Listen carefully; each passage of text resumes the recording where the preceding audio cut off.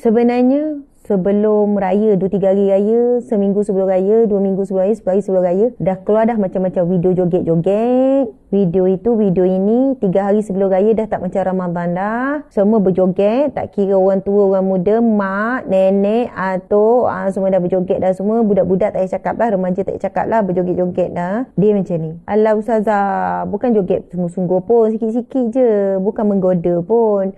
Suka-suka je. Hukum wanita berjoget dekat rakyat ramai, menari-nari, tuan-puan sekalian. Yelah, kalau saya sebut, siapa ustazah tu nak jatuh-jatuh hukum. Dia bukan hanya pasal hukum ya, pasal maruah seorang wanita. Oh, lelaki boleh joget juga? Bukan.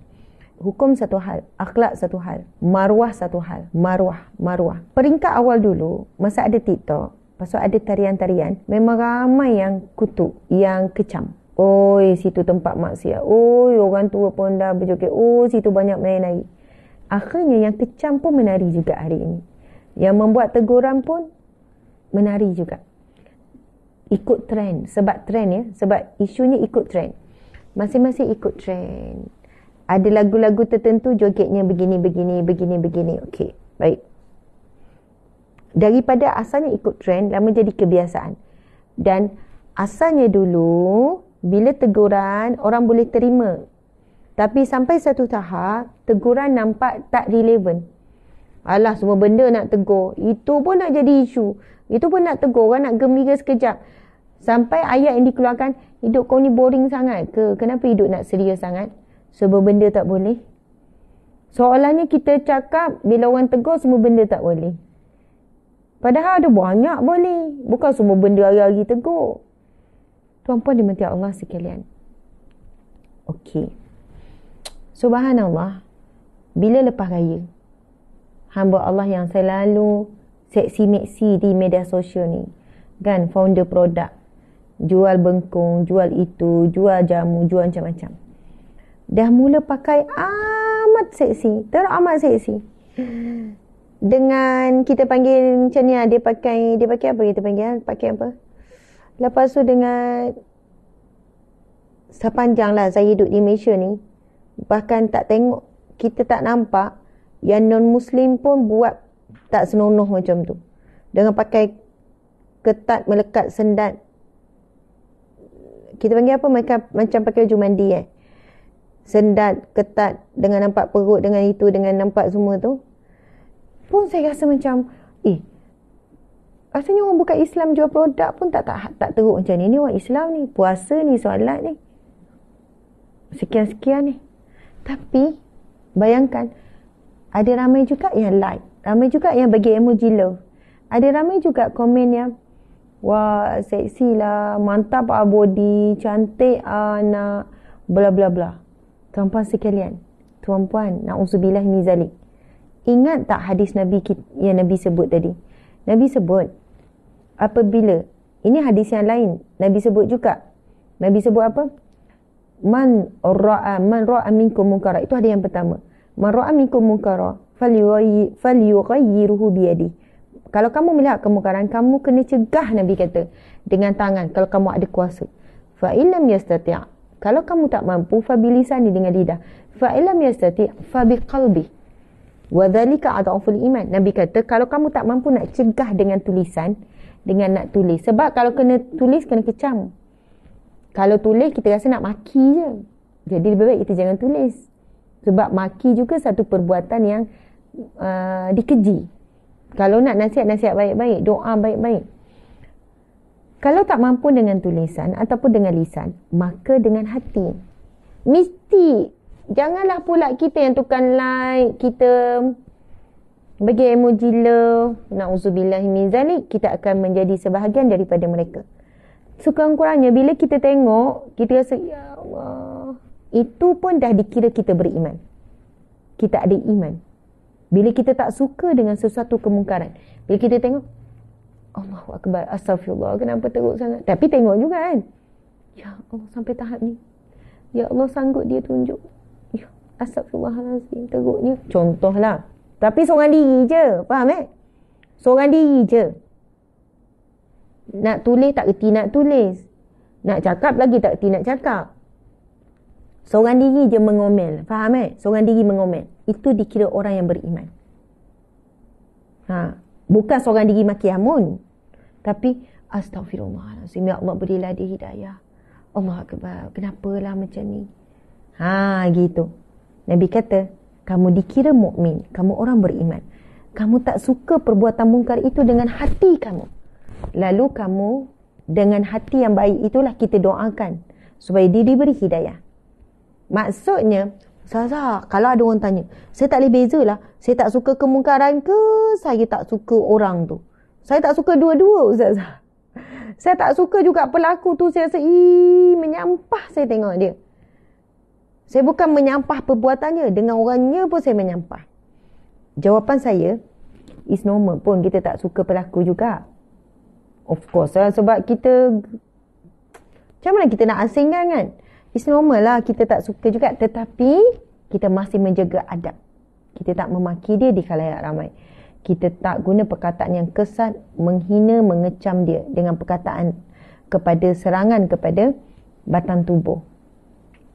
Subhanallah. Sebenarnya yang kita benci, yang kita, kan Nabi SAW ada bersabda, kamu membenci sesuatu yang Allah benci, ataupun kamu membenci kerana Allah, itu adalah tanda-tanda orang yang mencintai Allah. Kita benci apa yang Allah benci.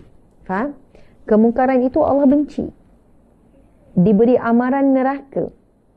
Kan? Nabi sebut wanita yang berpakaian tapi telanjang, berpakaian tapi nampak tubuh badan. Dia tak akan cium bau syurga. Dia akan dicampak dalam neraka dan tak cium bau syurga.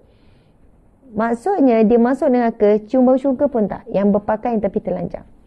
Masalah kita adalah ramai pembela ni. Ramai pembela.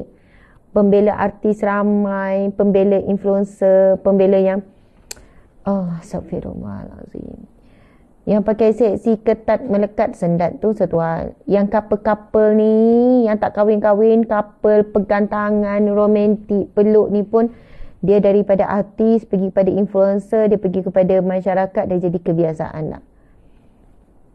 Okey, dia macam ni. Kalau kita tak boleh nak tegur, janganlah tulis macam ni. Contoh kan, ada hamba Allah lah yang tegur. Tak elok. Kamu kan belum kahwin. Orang Islam, mana boleh pegang tangan lagi. Lepas tu, ada pula yang balas. Makcik, kalau nak tegur, tak payahlah sibuk nak tegur anak orang. Anak sendiri dah elok ke? Nampak tak? Dia akan ada dua kumpulan ni. Kumpulan yang dia bukanlah bela sangat perbuatan tu, tapi dia menentang orang yang nak melakukan kebaikan ataupun mencegah kemungkaran. Tapi dia sebenarnya macam bela lah. Ayat-ayat belum tentu kesudahan kau tu bagus, kan? Dan belum tentu kesudahan dia ni kesudahan yang tidak baik. Kita bukan cakap pasal akan datang. Pasal akan datang tak ada siapa yang boleh tentukan. Kita bukan cakap kau confirm syurga ke. Macam tu kan. Akan datang, kita cakap tentang sekarang. Apa yang hamba Allah ini lakukan sekarang, hari ini, waktu ini, perbuatan yang tak wajar. Maka kalau ada hamba Allah lain yang nak menegur di ruangan komen, sebab dia buat terbuka, di khalayak ramai terbuka ni, ribu-ribu tengok, puluh ribu tengok ni, Masya Allah. Maka janganlah pula kita menjadi orang yang menentang, orang yang membela pelaku maksiat. Walaupun ayat tu baik.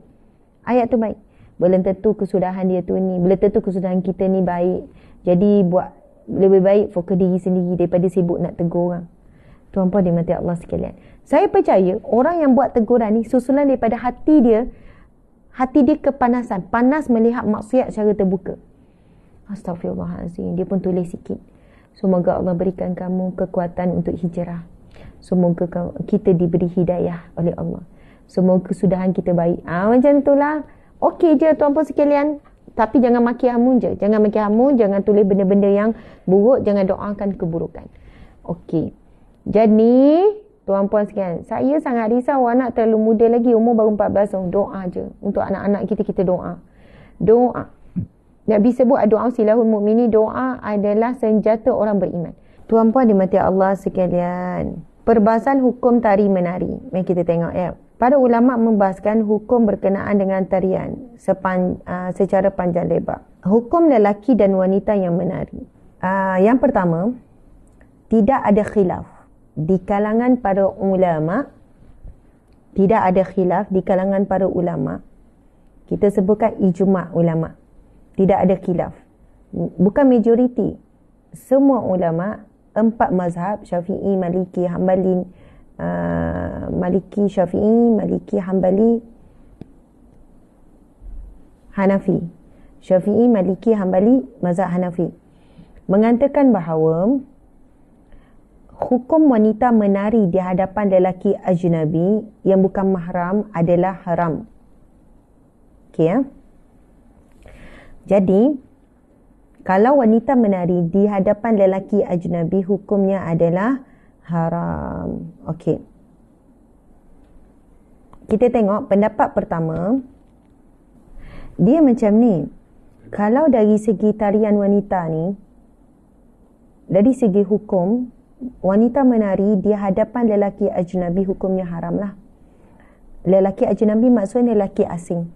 Tapi kalau wanita, isteri menari depan suami, dapat pahala lah. Suami nak tengok isteri menari, maka bolehlah. Wanita menari sesama perempuan tak ada masalah. Tetapi pada waktu yang sama, ada perbahasan. Lelaki menari pun ada perbincangan. Yang saya baca tadi tu daripada Jabatan Mufti, perbincangan ulama terhadap tarian lelaki. Pendapat pertama mengatakan lelaki menari harus dalam situasi tertentu, contohnya dalam pesta, dalam majlis, dengan tarian yang tidak menjatuhkan maruah. Namun dalam mazhab Syafi'i menyebutkan sekiranya berlebihan dan boleh menjatuhkan maruah, maka ia juga boleh jatuh haram bagi lelaki yang menari. Okey. Selain daripada mazhab Syafi'i yang mengharuskan dengan ada syarat, mazhab lain tidak mengharuskan. Lelaki pun tidak harus dan tidak boleh menari. Antara faktornya, maruah ada perkara yang paling mahal.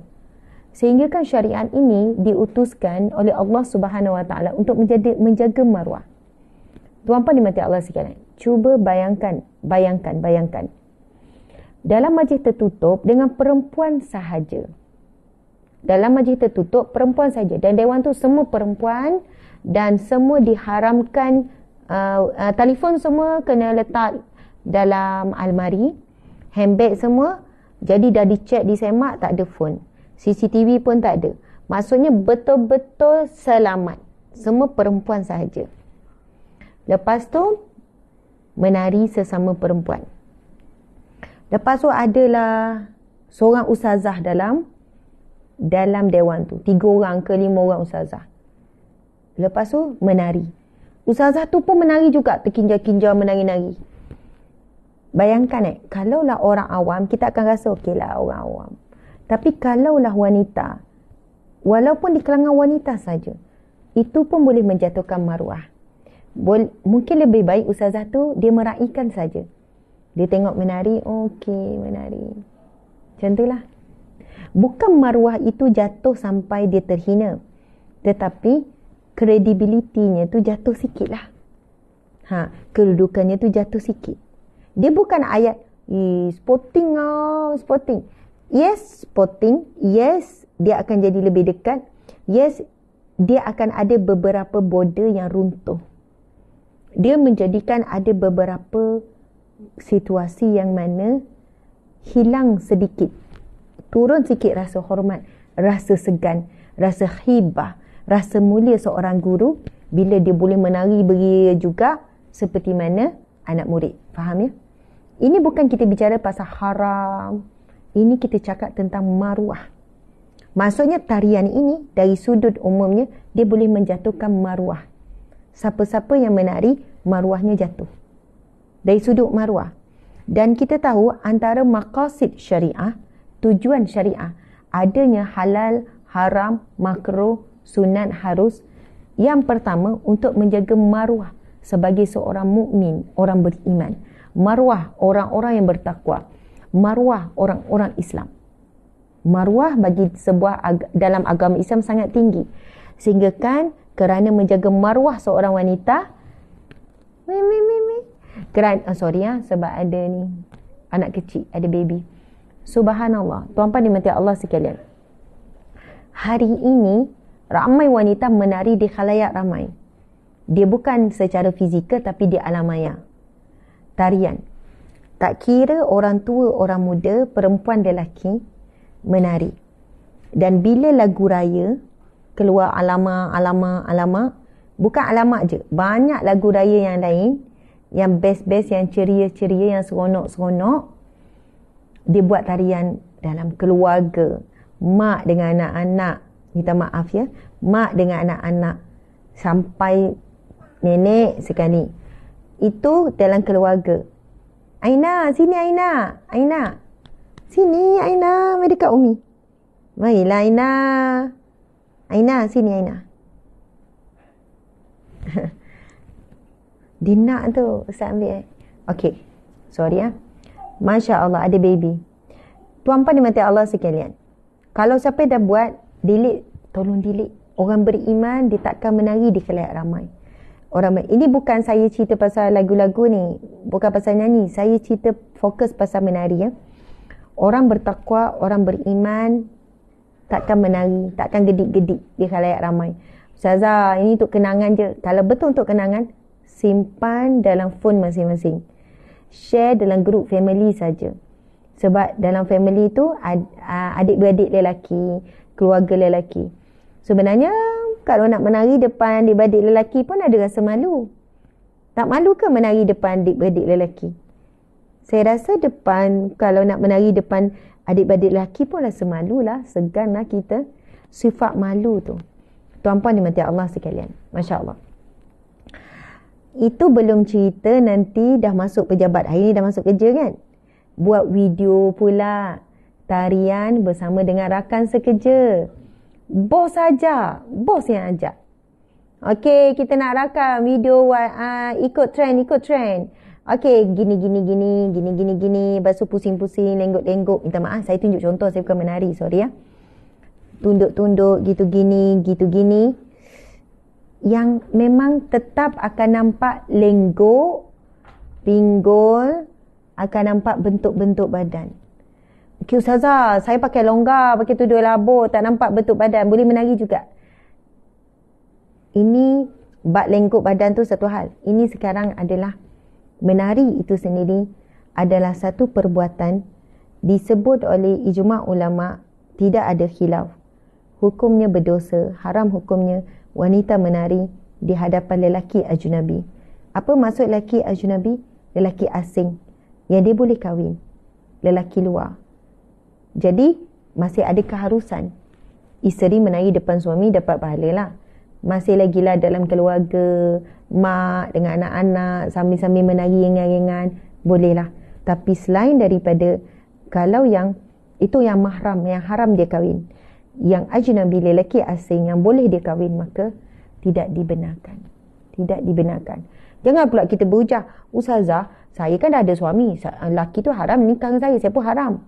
Maksudnya, kalaulah berpisah ataupun suami meninggal, dia boleh kahwin. Itulah maksud ajnabi, lelaki asing. Jadi kalau ada kita dah buat, kita dah share, walaupun dah ramai yang like, dah ramai yang suka, ramai yang puji, wah best lah, satu family ni sporty, mak pun menari, kakak-kakak dengan gitu gini. Wah best lah office ni, kalau aku dapat bos macam ni, bos yang ajak menari, best lah. Riang-ria je nampak office mate ni. Delete lah. Dan tolaklah dengan baik, walaupun bos yang ajak, bos yang mulakan, bos yang okay, kita nak buat tari menari ni. Tuan-puan dimati Allah sekalian, boleh jadi ada yang kata, Ustazah bukan menari, pergerakan je. Pergerakan sahaja. Kita nak buat garis pemisah antara menari dengan pergerakan tu agak sukar. Kalau bergerak macam dia gini, bila tari menari ada muzik tak? Ada muzik kan? Kalau kita kawat, ada muzik tak? Tak ada kawat. Pergerakan tu macam kawat tu. Kan tak ada muzik. Tapi kalaulah dengan muzik, pergerakan, dia menjadi satu hiburan melibatkan perempuan. Kalau office mate tu campur lelaki perempuan, maka wanita beriman, lelaki beriman, wanita bertakwa, lelaki yang bertakwa, Wanita muslim, lelaki muslim tidak akan buat aktiviti tersebut. Tidak akan buat. Begitulah tuan-puan sekalian. Dia nak cakap direct ni, dia susah sikit. Tapi kalau cakap berlapik tak faham. Jadi kita cakap direct je lah. Mungkin ada yang terasa, mungkin ada tak boleh terima, mungkin akan nampak saya ni ustazah ni rigid sangat. Ustazah ni kolot sangat. Ustazah ni dia tak buat, terus nak cakap orang yang buat bla bla bla. Sebenarnya itulah yang terbaik, terus halang terus. Terus stop terus. Maksud saya, terus kita cakap terus terang supaya kita tahu garis pemisah antara boleh tak boleh, boleh tak boleh. Tapi kalau kita terlalu berlapik, contoh saya kata boleh menari sikit-sikit yang tak nampak lenggok, bahaya tau. Maksudnya orang akan pegang boleh. Ustaz Asmat kata boleh sebab samar kan, boleh sikit-sikit. Ustaz Asmat kata boleh, engkau je lebih-lebih. Boleh. Dia daripada boleh yang sama-sama tu, dia langgar, dia akan langgar. Dia akan boleh, yang tak boleh pun jadi boleh. Jadi berhati-hati tuan-puan dimati Allah sekalian. Kita berada di akhir zaman, fitnah begitu besar. Kita terlalu leka dengan terlalu banyak hiburan, terlalu banyak perkara-perkara yang menyeronokkan atas nama seronok, atas nama gembira, atas nama hari raya. Sedangkan saudara kita di sana masih lagi kelaparan dan masih berpuasa lagi berbulan dan bertahun, berhadapan dengan musuh yang sebenar. Kita ni musuh hawa nafsu je kita kalah. Musuh dengan ajakan-ajakan manusia je, bisikan-bisikan je kita dah kalah tuan-puan sekalian. Mana hasil Ramadan 30 hari yang sepatutnya kita dapat takwa, 30 hari Ramadan yang sepatutnya iman kita bertambah, kita semakin dekat dengan Allah, kita semakin tidak suka kepada dunia, maksud dari sudut hiburan yang berlebihan.